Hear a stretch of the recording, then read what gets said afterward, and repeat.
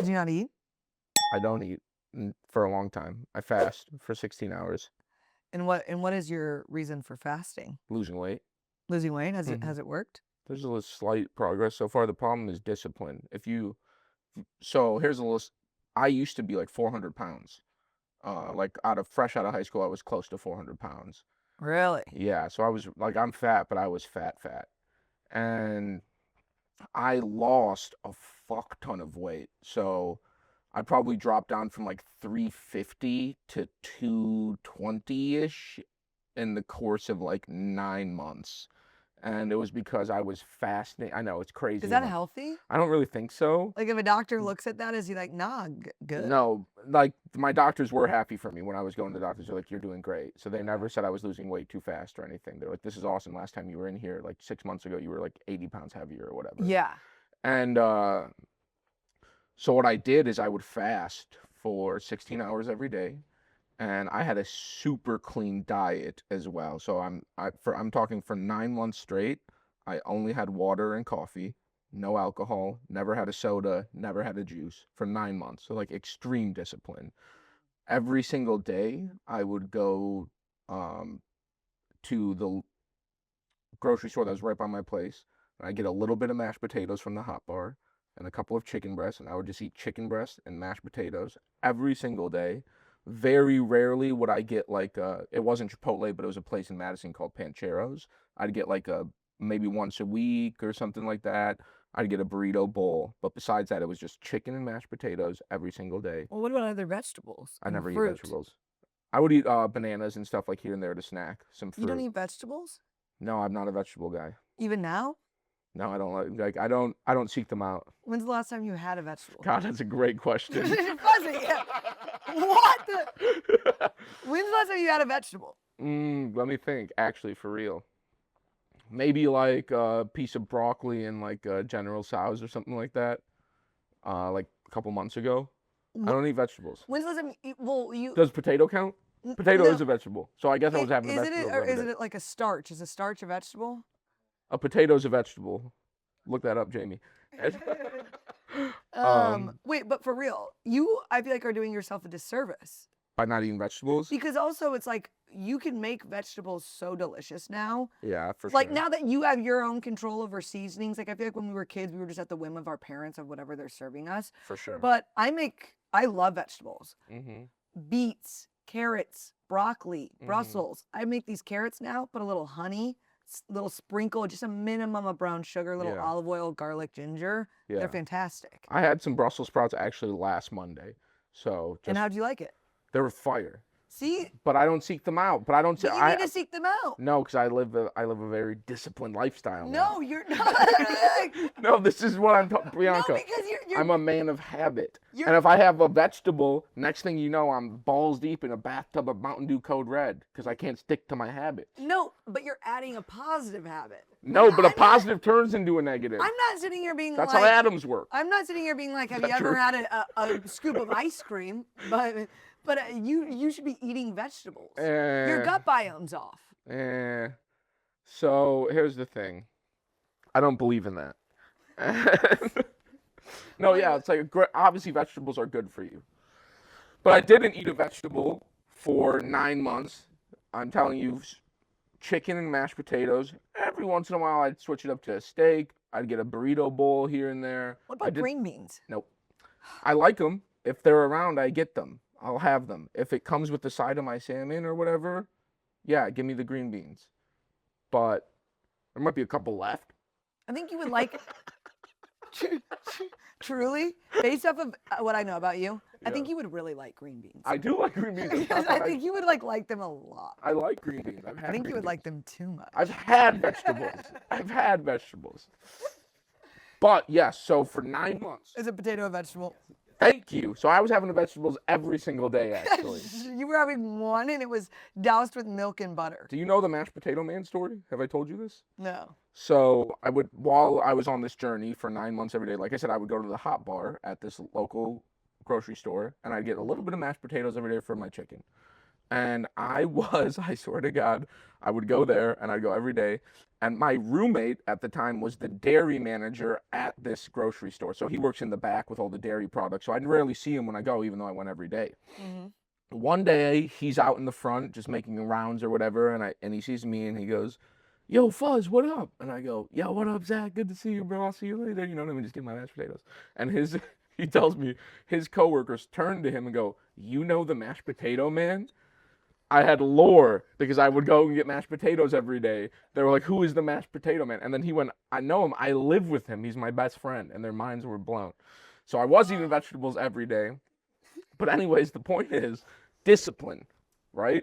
And I haven't found that same level of discipline that I had for those 9 months. So pandemic hits, I get my heart broken. You know what I mean? I start comedy. All of this has happened all at once. And I lose my way and I gain a bunch of weight back. Not as fat as I was, but now it's been an ongoing journey of fluctuation. And right now, at this current moment, I'm pretty disciplined again. And I'm not gonna eat fucking vegetables. You want to know? One, being called the mashed potato man is, I mean, the title of your new special. Yeah, right? Yeah.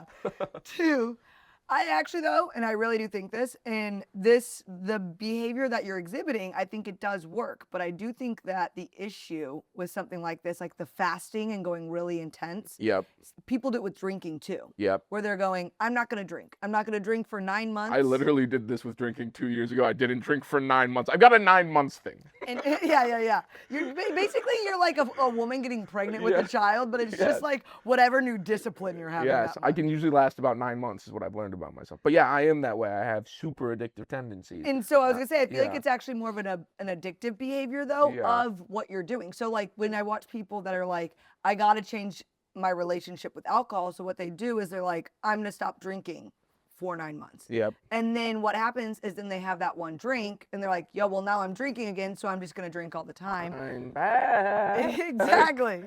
So I feel like if instead of you going cold turkey, wean, you just introduce better habits. For sure. Like a vegetable here or there. Mashed maybe potatoes are fruit. vegetables. We've covered that. I was eating vegetables every single day. I think you're actually more likely to continue with the good habits as opposed to like fasting, only eating one thing, then reintroducing everything because you're not learning how to like introduce like a healthy, repetitive habit. You're kind of going with, you're using the addictive tendency, but in a productive way. But then once it crashes, you just let it all burn. You let it all burn. That's life, yin and yang. You can't be a fucking perfect. You work really hard and then you enjoy yourself, and then you work really hard and then you enjoy yourself, and then shit starts going bad and you got to work a little harder. Yeah. That's life. Do you think that because you mentioned that you had a failed relationship and then during COVID and then you started doing comedy, do you think your failed relationship pushed you into comedy? Or no, the comedy started first. Comedy started first? Yeah. Do you think comedy failed the relationship? No, it was never even really a real relationship like that. I just fell in love and got my heart broken. You know what I mean? You're like, she didn't even know my name. Yeah, she barely knew me. It was Demi Lovato. But I was heartbroken, and I think a part of me was, and this is now just a therapy session, but that's fine. A part of me was like, man, I've lost all this weight. I've really worked on myself. You know, I'm figuring things out about myself. I'm trying new things. I'm trying comedy. I'm getting more confident. And then I still couldn't bag the girl. And I think that really hurt me, and that sent me into a spiral. And then the pandemic was happening. So it's harder to live a healthy lifestyle during the pandemic. Not that that was the problem. And I started eating Culver's like every day. And I was depressed and lonely. And yeah, that's what happened. That's just what happened. Not to rub it in, but I actually got in the best shape of my life during the pandemic. Some people had that. It's how you went into it. How disciplined were you? That was a good 9 months for you. Had that been my good 9 months, things would have been different. I'd have never been here. Yeah. I know everything does happen for a reason, though. For sure. What do you think, though, in a relationship is your biggest red flag? In a relationship? Or to women? My biggest red flag? Mm-hmm. Give me your biggest red and then give me your biggest green. I'm hard to get to know. Like I'm hard to I don't open up a lot. I keep boundaries up. I put up walls. I don't let people get too close. What's something right now that you've never really told anybody is a good exercise to be vulnerable? My shit's about 4 on steel. What does that mean? Like your penis? Yeah. And on steel is like brick. Yeah, the hardest it can be. So that was good. That made me feel a lot better about myself. Now that people know that, maybe I'll be more confident. But no, I don't know. But yeah, I'm hard. I put up these walls and I don't let people get too close. That's true. Mm-hmm. And Why do you think those walls are up? I don't know. I don't know. It's just who I am. It's who I've been. One day it happened. I said I'm not gonna let people get too close. I get hurt. So one day it happened. What caused that one day for it to happen? Probably just lots of rejection as a youth. Giving up on people a little bit. Giving up on people. Boom. Boom. Now, so that's what I'd say is truly a fault of mine, is it's hard to get to know me. People could be interested and I don't really let you in. I have a question for you then. Do you feel, because I feel like for the journey as a comedian, I think one of the most crucial pieces is trying to find the truest version of yourself on stage. So do you think that having that mindset, that thing being your red flag, do you think that it actually hurts you being on stage? Like, what do you mean? Like, having that wall up prevents me from being my most authentic self on stage? Mm-hmm. I don't view it like that. I view the stage as something completely different. I do think it's like you should be authentic and you're aiming for the most genuine, authentic in air quotes, funniest version of yourself up there. Mm-hmm. But I don't think it's actually 100% being yourself also. It's also an act. Mm-hmm. You know what I mean? So I don't view it like that. Um, I'm not saying that that red flag, that problem that I have isn't hurting me on stage, but I just don't view it like that. Mm-hmm. You know what I mean? Do you almost feel like you're able to get more comfortable on stage? Yeah, it's more of a freeing space. Like You know with what a I room mean? full of strangers Yeah, that, totally. yeah. Yeah, I can go up there, the phones are locked up and go, yo, to be honest, it's 3 on steel. You know, you know what I mean?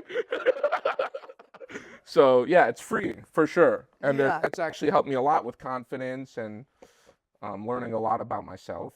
But yeah, I don't view that as something that's hurting me on stage. Good. Yeah, It's probably even a thing that's very therapeutic and kind of for sure, helping you work through even more off stage. for sure. That's why I love it so much. There's sometimes though where I'm on stage because I really feel that it's weird. Like, and this comes also from the producing so many shows. I have like a very large respect for the audience. I know what it costs to get somebody in the room. I know what they're spending. I know, like, I've sat and I watched so many shows from the back of the room, and I feel like I can really relate to the audience. That being said, when I'm on stage, it's like they're nobody. And in the sense that, like, things will come out of my mouth where I'm like, I actually can't believe I said that. You know what I'm saying? Like, as if those people aren't going to walk away and be like, well, that girl's a freak. For sure. You know, like, it's weird the way that you can, like, care and respect for an audience, but then at the same time, like, shut them off as if it's like Yeah. a black hole that you're speaking You become to. numb to it. Yeah. For sure. Yeah, I recently got glasses. And also, let me say this, when I watch people do stand up, like from the back of the room in the audience, not even live on like a special, but like in the audience in the room, when I watch them, it doesn't feel like what I do. And I don't mean that like I'm this amazing comedian that you're not, no one's, I'm unique. No, it's just like when I see it from that perspective, and then when I get on stage, it doesn't feel like the same thing. You know Yeah. what I mean? Like, I wish I could watch it. I could just be on stage in Little Boy or one of these clubs around Austin while one of my friends is going up and just watch. You know what I mean? Like, and see it from their perspective as they're on stage. Because when I watch it from the audience perspective, it doesn't feel like what I do. Does that make sense? I think so, yeah. What got me was when you mentioned your friend, like you wish you could sit in the crowd while your friends are on stage? No, I wish I could be on stage with them, watching them do stand-up. Oh, So I yeah, could yeah. see what it's like for them. Yeah. You know what I mean? Because I never get their perspective. I only get the perspective of watching them from an audience member. And then I try to Yeah. view it as a comic. But I'm looking at them. I'm not looking at the audience. When I'm on stage, obviously this is going to sound stupid, but it's like I'm looking at the audience. You know what I mean? So it never feels like when I'm watching stand-up, it's what I do. That's the only time it really feels like stand-up is when I'm on there. Yeah. I don't know if that's weird, but I did recently get glasses, and I have horrible eyesight. I failed a DMV test. You found out you needed glasses at the DMV? I knew I had really bad eyesight. I had glasses previously, and I just never wore them. Like, I see everything, but shit's blurry. I can't read like close or far away, and that's just because I can't read. No. I went to the DMV to get my license. I had to get a Texas license because I needed a new real ID, and I failed the eye test, and I really needed glasses, so I went and they told me I have a severe astigmatism. I have astigmatism. Yeah, in my left eye, and it's really bad. And then I got glasses, and now like it's like I'm in a 4K movie, and I don't like it. Like I love seeing nature with it. I've liked like watching movies with it, but I don't like living in that reality the full time. I kind of like the blurry, and I haven't worn them on stage yet. And I think that will really alter my perspective of stand up if I wear glasses on stage. And I'm actually able, because I'm like, I see profiles, but if I can actually see the person's fucking, pores and all that shit, like, I don't see that. I used to not wear my glasses on stage, and I've started wearing them more recently. It actually kind of fucks with my vision of the audience because of especially if you have astigmatism, all of the lights that are coming at you with your glasses on. I feel like I suppose if I'm not wearing anything and then I'm wearing my glasses, my vision with the glasses is better, but I prefer contacts over glasses on stage. Yeah. Because also if you go up and your glasses are like a little bit dirty or something because of all the light hitting it, They see that. they don't see that, but I feel like it makes it almost like foggier seeing out. Yeah. Sometimes I've taken off my glasses on stage so I can see the crowd better. Yeah, I feel like it's also like a barrier between you and the audience when you have glasses on. It's just like another obstacle to overcome. Well, and then if the light does hit them, it can be a distraction. Yep. Like sometimes you see when a guy wears like a watch yeah. on stage, and you're like, Yeah. That always gets me. You're the fish in a SpongeBob. My eyes. Yeah. Okay, that's not what the fish. My leg. It's just my leg, right? Yeah. But just a totally different fish. Yeah, so that shit hurts. How do you feel like your stand-up career How do you feel like your stand-up has evolved over the years? Where do you think it started and where do you think it is now? Great question. I think I was pretty regular at the start, like a lot of comedians are, just going around to open mic trying to figure out what even the process is. Mm-hmm. I don't think I had anything special to begin with. I moved to Austin shortly after starting stand-up in Milwaukee, and I got just glimpses to different levels of stand-up, and I think I evolved a little bit through that, influenced, of course, by the people around you, too.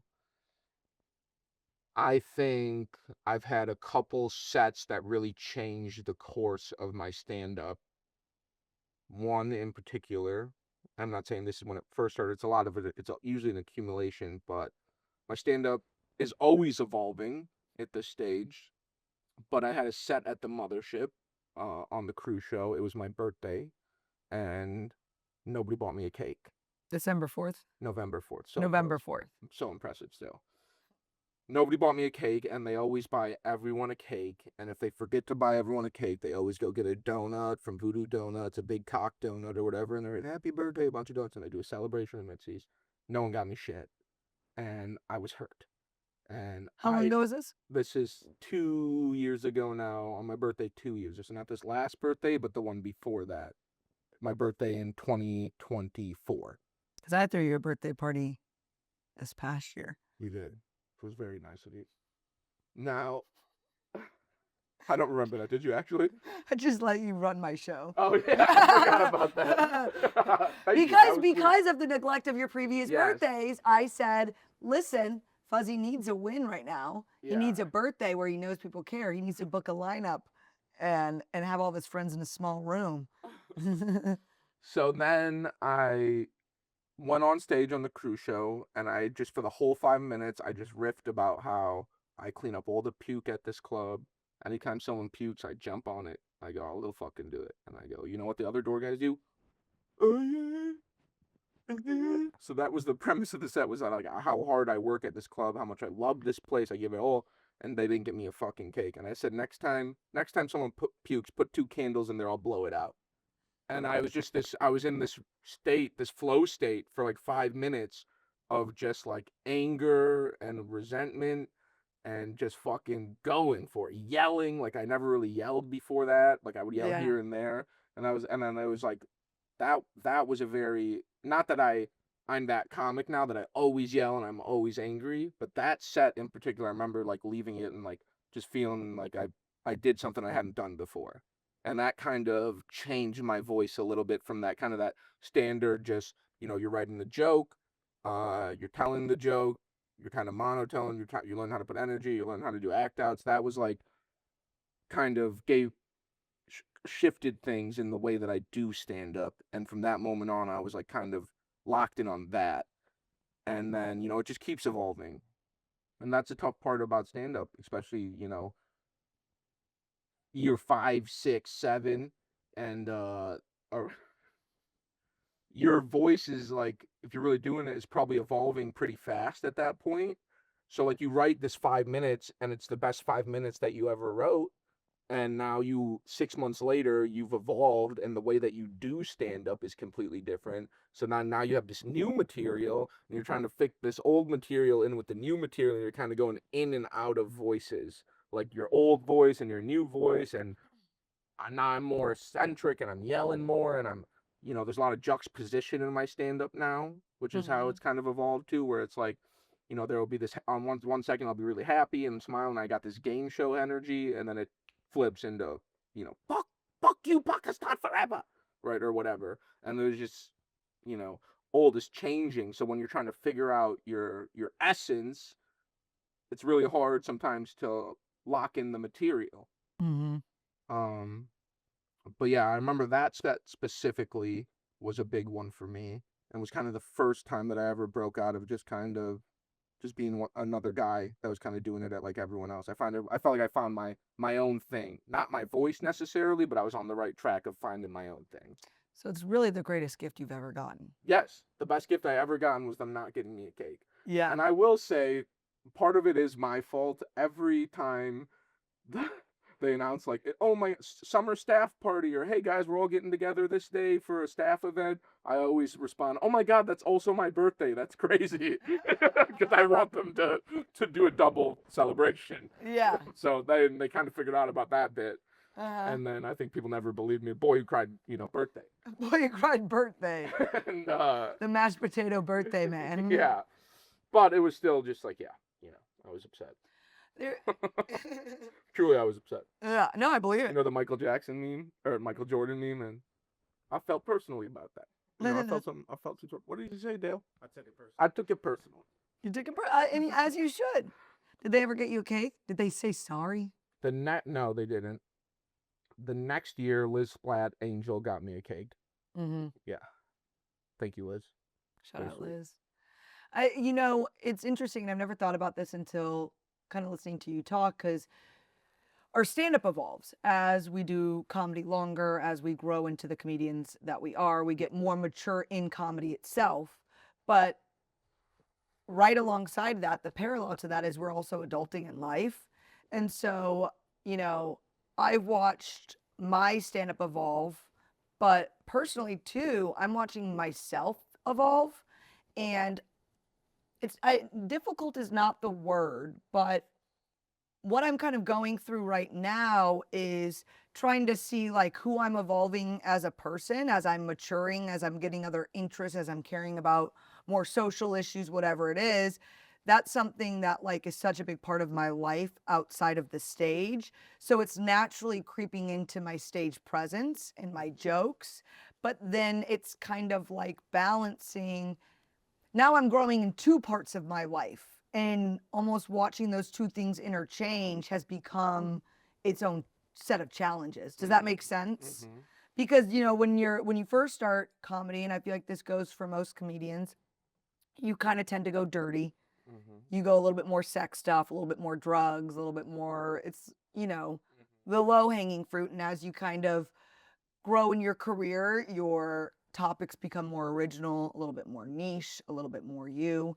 And so I feel like I've had that part of me in stand up, but then, yeah, I'm also growing and finding these new things that I like in life. And then it's like trying to now fit my new voice in with the maturity and my, it's Your new just, perspective on life. yeah, Yeah. and sometimes like, I feel like I make headway in one area, like in the stand-up area. I'm like, oh, I really like what I'm doing here, but then I'm really inspired or going through other things in my personal life, and then I'm like, so I also kind of find as I'm evolving, there's sometimes where I'm like, oh, I'm on one right now, like back-to-back banger sets, and then another I'll go through a new phase of like a new 10 minutes I'm working on, and I'm like, I can't get this to hit the same, but this is more me, at least for me right now. And it's a weird back and forth where even though I'm evolving as a stand-up comedian, sometimes where I'm evolving in my personal life actually makes my stand-up almost feel worse. For sure.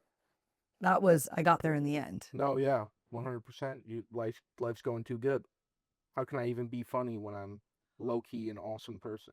That And I'm when kind of I'm just looking killing. I'm incredible. killing it in crypto. I'm killing. I got a house now. It's like, what's even there to be funny about? Yeah, or in the opposite too. You see so many things that are going on in the world that you feel like passionate about, Mm-hmm. or like causes, and then you're like, this is what I worry about, or these are, or even like health, like going on a health journey where it's like a lot of your focus, you're learning a lot, you're putting a lot of time into it, and then like wanting to talk about that out on stage, but then also maybe figuring out like how to make that funny, because you just are changing. Yeah. Sometimes you gotta just lock in and be like, I don't know if that's funny. I don't know. Like that's what I want to talk about, but I don't know if it's really what I want to talk about. Yeah. Topics like that. I got stuff like that for sure.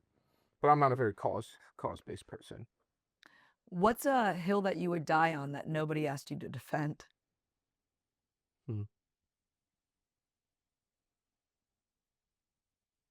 Just the Austin comedy scene in general. What is your opinion on the Austin comedy scene? I love it. I love being a part of it. We're catching strays. Not so much anymore. It seems like it's died down, but there was a big narrative, that we're fascists, that we're Nazis.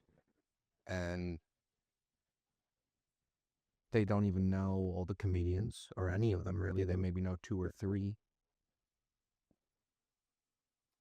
And yeah, I just died for this place. What do you Died think? for Austin comedy. I'm trying to blow up. I'm not fucking leaving. A lot of these guys are fucking leaving. And yeah, I don't know. I just feel passionate about Austin. What do you think is the biggest misconception about the Austin comedy scene? That it's alt-right, and it's a very conservative scene when everyone here is really, there's like so many silly billies here.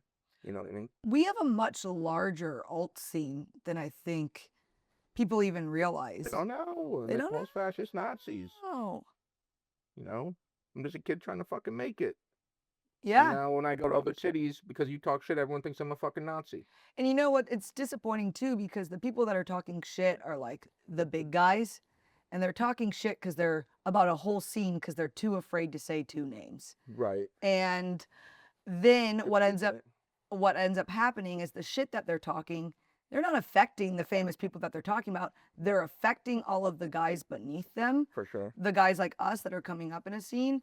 And it's like, hey, as a big guy in New York or LA or wherever you reside, you know how hard it is to come up and to make a name for yourself and to make an identity and to get on the road. So why are you making it harder for us when the only thing that we're trying to do is the same thing that you did, but just in a different city? They're the Nazis. They're trying to put a stamp on us. Yeah. You know what I mean? Like, they're trying to be like, that's what Nazis do. Yeah. Anyways. But, yeah, it's just like, it's lame. All that shit's lame. And it's like the big guys, but it's not actually the big guys. You don't hear Chappelle go, you know, everyone in Austin's fascist.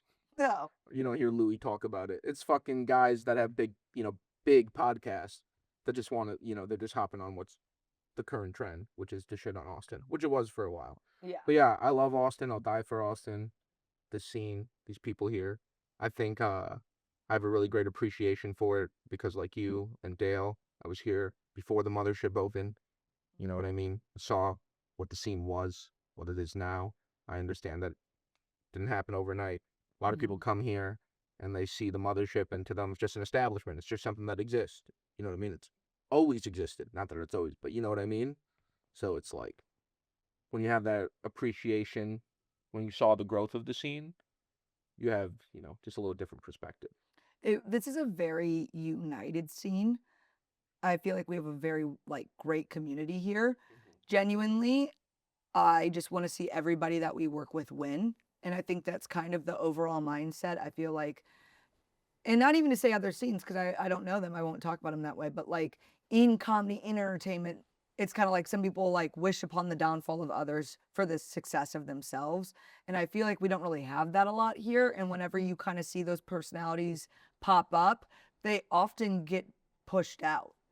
I feel like all of our friends, we hang out. We work with each other. We collaborate with each other. We want to include each other on wins. And I think that's also what makes our scene so great because we all want to win together, you know? Yeah, for sure. It's also really young, so that might change. Yeah, I mean, People start making some real money, they might go, fuck that guy. fuck that fuzzy guy. I heard he's only 3 inches steel.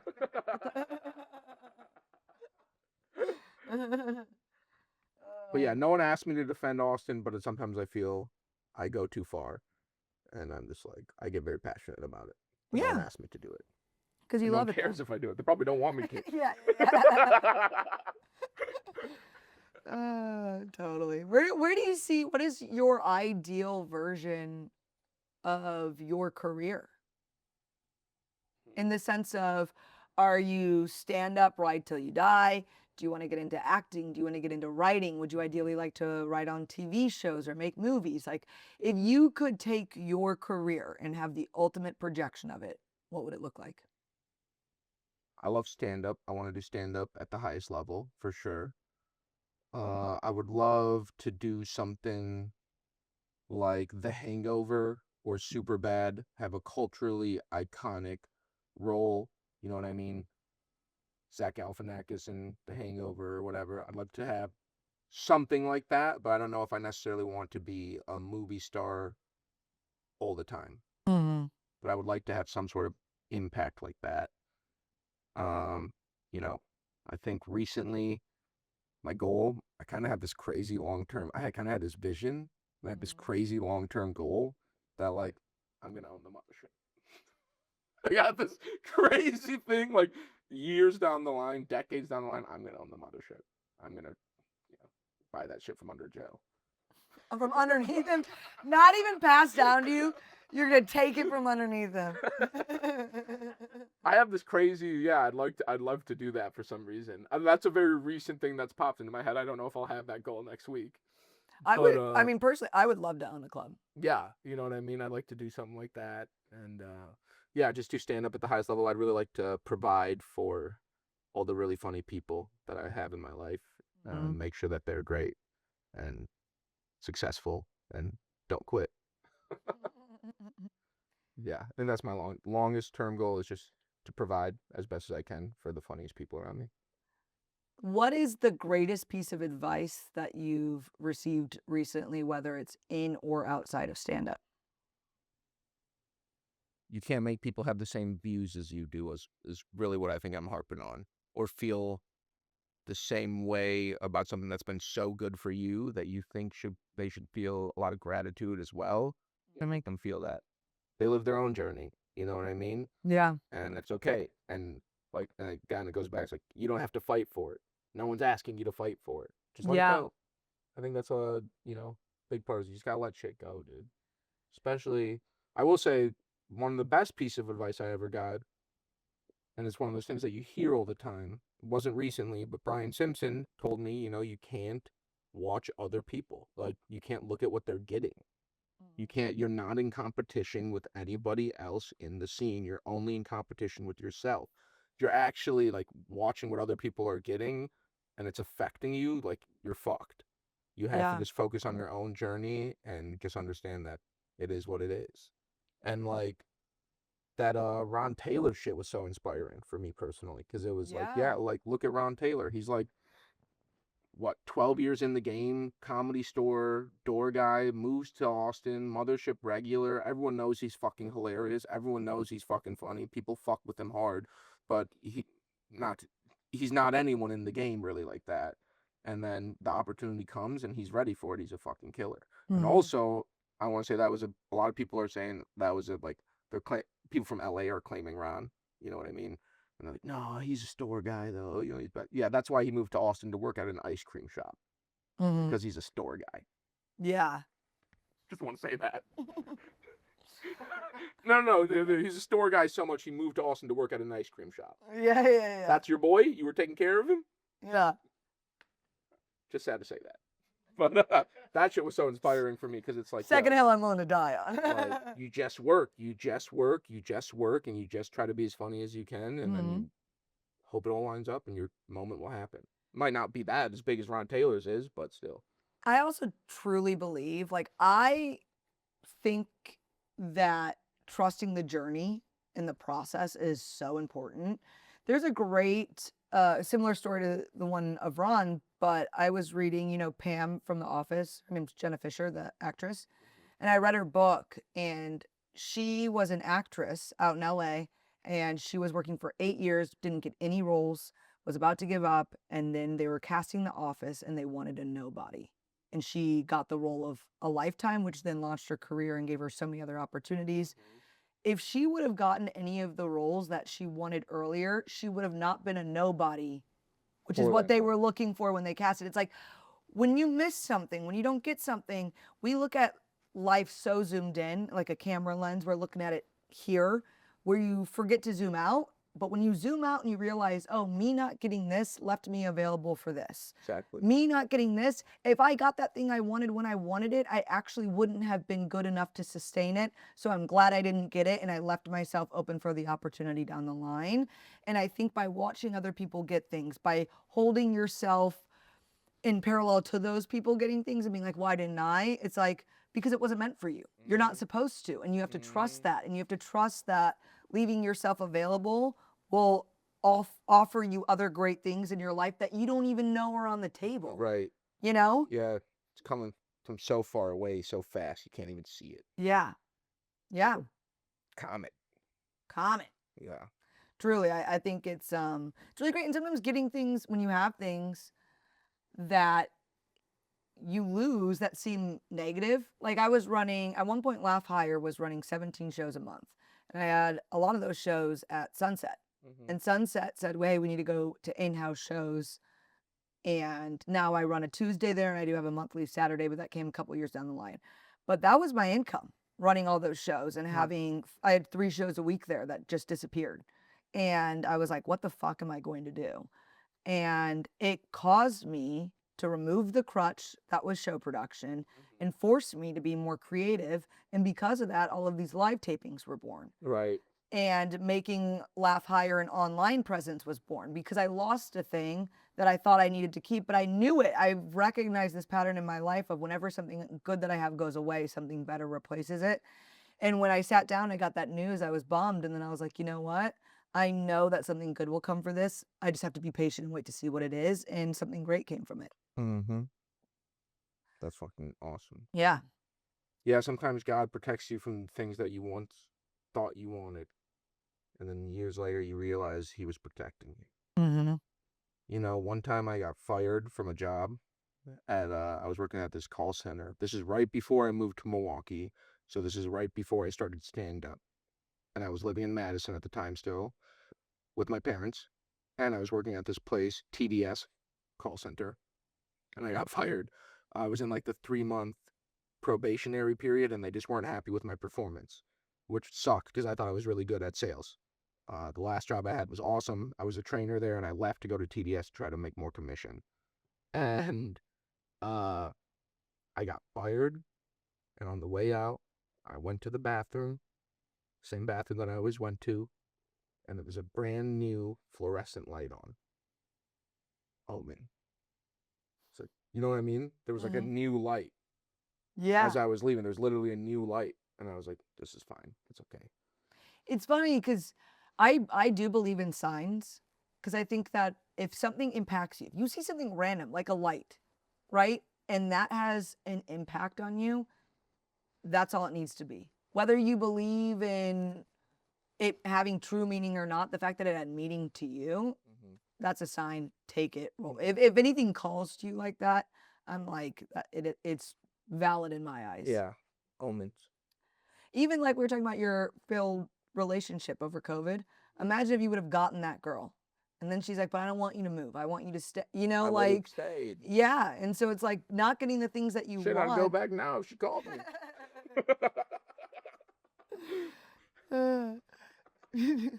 And actually, Dale, would you mind letting her in? Yeah, totally. I have 2 questions. One I was going to ask in the beginning, and one I like to ask the guests on this show. So I'll start with the one I was going to ask in the beginning, just because I could have let it go, but I'd like to hear if you have an answer for it, specifically for you. What is the last lie that you told, and why?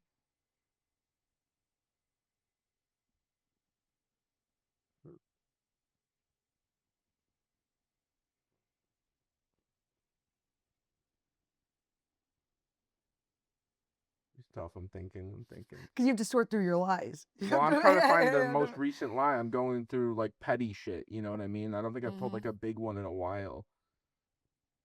Sure.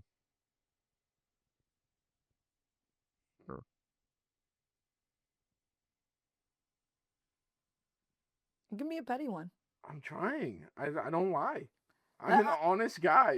I'm honest, and I can tell you're honest, and that's why I was like, because if you're lying about something, that means that you're either going to defend a white lie or a big lie. And that's why I was curious to ask you specifically, because I'm like, Fuzzy's not a liar. So what would be something that Fuzzy would lie about?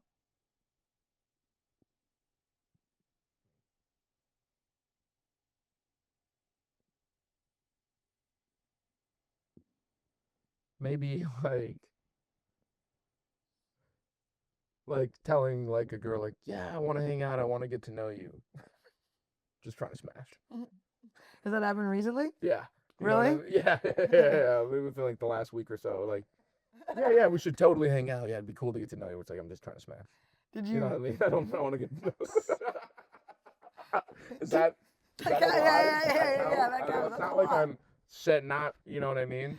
Wait, what? I don't know why that's the first thing I can remember. Like, that's what comes about. They tell me, like, yeah, we should totally chill. And it's like, yeah, he seems cool as fuck. Yeah, dude, you seem like fun and interesting. Where it's like, I don't want anything like that even in my life at all. I'm just trying to fucking. Did you smash? No, not yet.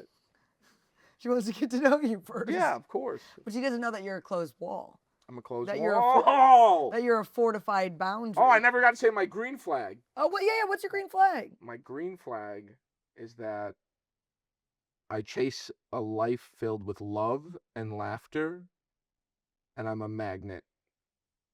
Good things come to me. That's my green flag. I love that. That's my green flag. You're riddled with greens. All I do, yeah, mashed potatoes. Yeah, I chase love and laughter. That's my mantra. Live, laugh, love. I don't even live. I chase. I don't even live. I'm chasing the next. I'm too busy chasing to live. Yeah. So wait, where were we before what I said what my green flag was? Oh, my lie? Yeah, just something like that, I guess, would be a lie that I would tell. Says the biggest red flag. I don't even want to get to know these bitches. And then follows It's up. not that any just of them. for- I'm saying maybe with one specifically, I was like, yeah, that would be cool if we chill. Yeah, but it's like, I don't really want to get to know you like that. Yeah. Right? Am I a bad guy? Fucking Dale, you ever do that? Nah, like Dale's a sweetheart. Dale doesn't even date women. Yeah, I guess I'm a fucking bad guy. That's. But yeah, I guess something like that. I'm really trying to think if there's any good lies. Well, tell me this. What is something that you just absolutely geek out about, extremely interested in, feel passionate about that you often don't get to talk about? Yeah, you asked me. I kind of knew something like this was coming based on previous episodes or whatever, the structure of the pod, or I don't know. But I don't have any. Like that sounds bad, but like I know in my life in the future I will have many a passions. Like traveling, I could see myself being super into that, getting lost, disappearing, being a magician. But right now at this very moment I can't afford any passions. But And a passion doesn't mean it has to cost money. Like, for example, something with me, I've been getting really into the presidents lately. all the Listen, presidents, listen to a lot of podcasts, watching Okay. documentaries. Like, what's like a thing that like you could kind of go on about, something that you nerd out on that's not necessarily funny that you don't get to reference. It's basic, but like I love the NFL. Like that's the only Really? thing that's ever really a distraction for me in life since I've started stand up and I've been so locked in is the NFL. Like on Sunday, I have to watch the Vikings game. And if they lose, especially a big game, it will affect my mood. Like for the Really? next week or even longer, if it's the last game of the year, it will like really affect the way that my headspace. So I geek out about the NFL, and I'll say this, like, it's my favorite show. You Mm. know what I mean? Like, it is a show that I've watched now for 20 seasons, and every year there's a finale, you know what I mean? And I love it's about the drama, the theater. NFL is about the production more than anything. It's Yeah. aesthetically pleasing as shit, right? So it's like There's a comfort to the NFL. Like, 100%. from my standpoint of somebody who enjoys it being on, but I don't necessarily follow all of the teams and details, I love like a Sunday football where the game's on, Oh my you're gosh. making chili, You see you're that kind of fucking lounging on the You see that reel couch. going around? It was like 2 months till, and it's like they're playing the NFL song. It's all spooky stuff and drinking coffee with I your love it. bitch, and napping. What is your opinion on people saying that the NFL and professional sports kind of just in general are I want to say choreographed, but that's not the word I'm looking for. Influence rigged. Like, yeah, predetermined. What do you think I about that? I don't think specifically the NFL is predetermined in that way. I think there are influences that happen throughout the game. You're in front of a fucking live crowd versus with 100,000 people or whatever there. That could affect the ref's mind state or whatever. They might be, get directions before the game, like, hey, make sure you're watching. From their end, from the referee's office, they might be like, yo, you got to watch this. This is they've been getting away with this, right, or whatever. I don't think it's predetermined. I know the NBA has had a lot of problems with that in the past. And that's a sports league that I feel is definitely and has been rigged. I mean, they do a lottery system, so the way they determine the draft, who gets the first overall pick, so who gets to get the best player. In the NFL, it's whoever the worst team is gets the best pick. So teams will tank, right, which isn't great for the sport, but teams will intentionally play bad to lose to get the number one pick. In the NBA, they have a lottery. So it means if you're the worst team, you have the best odds of the lottery. We're going to put 10 of your little balls in. And if your ball is, so you have the best odds to get the first pick, but it's not guaranteed. So Mm-hmm. the lottery is extremely rigged because no one gets to watch it happen. It just comes out that this is the order. So who knows? So like, who knows what the fuck is going on behind the scenes where like NBA's like, and the owners are like, well, we have to make sure a superstar, this number one overall draft prospect, goes to a big market team or wherever, goes to a situation that'll Yeah. be beneficial financially for the NBA. That part of the NBA is definitely rigged. There's no question about that.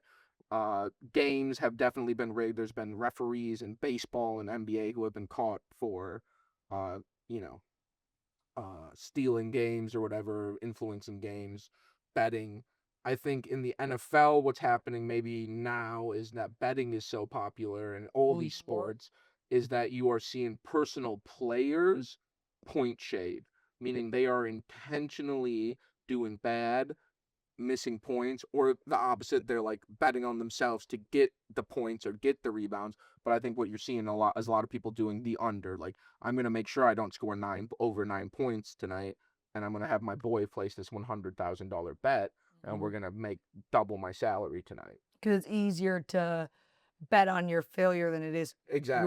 your You success. can't guarantee your success. You could guarantee that you fucking suck out there. So I think stuff like that is happening for sure. There's no doubt about that. But I don't think the overall NFL is rigged. What do you think about the impact of sports gambling and its like recent surgence and becoming more accessible on the NFL and professional I sports think it's in fucking general? awesome, but I like that stuff. Like I like sports gambling. But do you think it's negative though for the reasons that you just said that it's for sure there's some downside to that. But at the end of the day, it's like I like sports gambling. I like, Mhm. you know what I mean, watching it. And if it's a little rigged, fuck it. If it's a little influence, the guy's point shaving, he's trying, fuck it. That's on him. I'm having fun. I'm watching the game. What is your favorite like fun fact about football or something that you just find like really interesting that a lot of people wouldn't know, even if it's a player stat?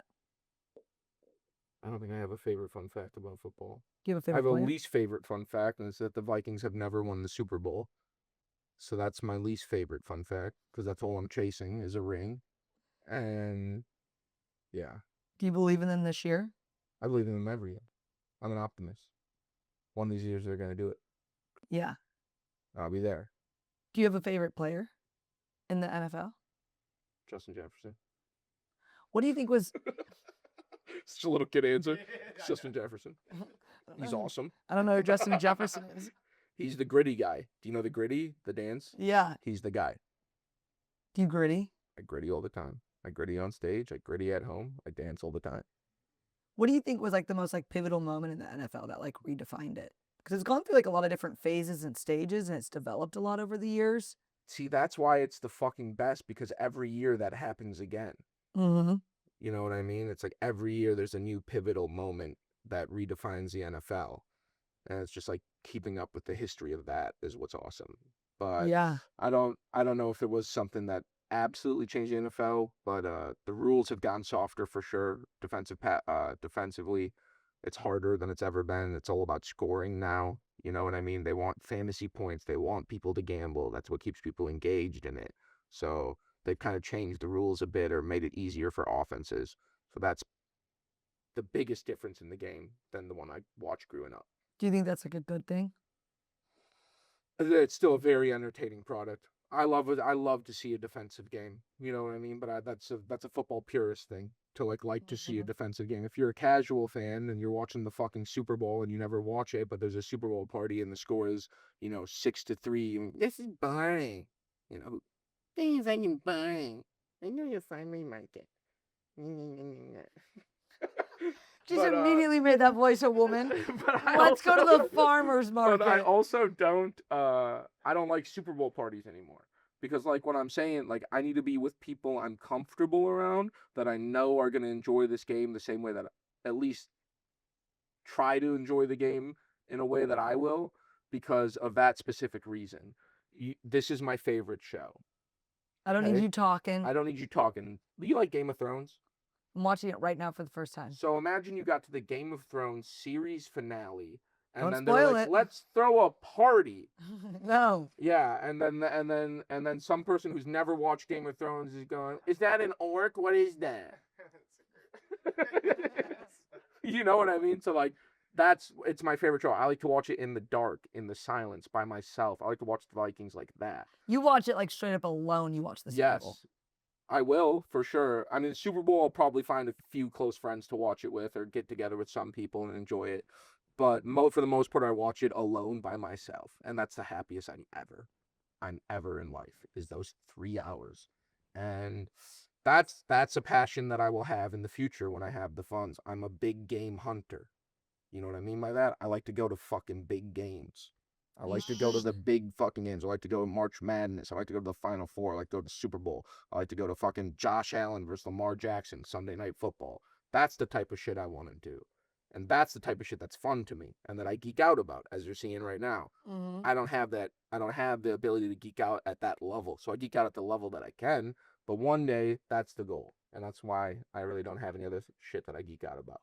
I love it. Yeah. What do you think about celebrities being more involved in sporting events and the impact that it's had recently? I feel like kind of since the like Taylor Swift, Travis Scott era, do you think it's been a good thing? I think it's Negative. great for the game to grow and more people are watching, for sure. I don't really care, but at the end of the day, it comes down to it's the drama, it's the theatrics of it all. Like, Mhm. it's good. Like, this is what you want. You want to fucking see Taylor Swift cry. Fuck you. You want to see her happy too. You want to see them win. We saw that. Now you want to see her burn. That's sports. You root for somebody, they win, they become unlikable. You want to see them crash and burn. That's it. So I think it's good. I like seeing celebrities. I like when they do the little waves. You know what I mean? Mhm. I want to be that guy one day. Fuzzy's here. I don't know who that is sitting next to Miles Johnson, but he's excited to be here tonight. When Miles is an undeniable star. Oh, that's awesome. Well, Fuzzy, I love you. Thank you for I love doing you this too. podcast. Thanks for having me. This was really fun. This is a great interview. Thank you. I know You asked me you're questions no one's ever asked. including what was the most recent lie. Yeah, I wish I had a fucking better answer than that. I wish I had like a really good lie. No, but you're just like a really like live, laugh, honest. No, actually I'll say this. Maybe this is another red flag in my life. Instead of lying to you, I might just not engage. Mm. I won't tell you the truth either. I might just not engage. Yeah. Well, I think that's You know fair. what I mean? Because also, when it comes to like, there's a level of like what people consider lying too. Like, if I ask you, like, oh, have you and that girl hooked up?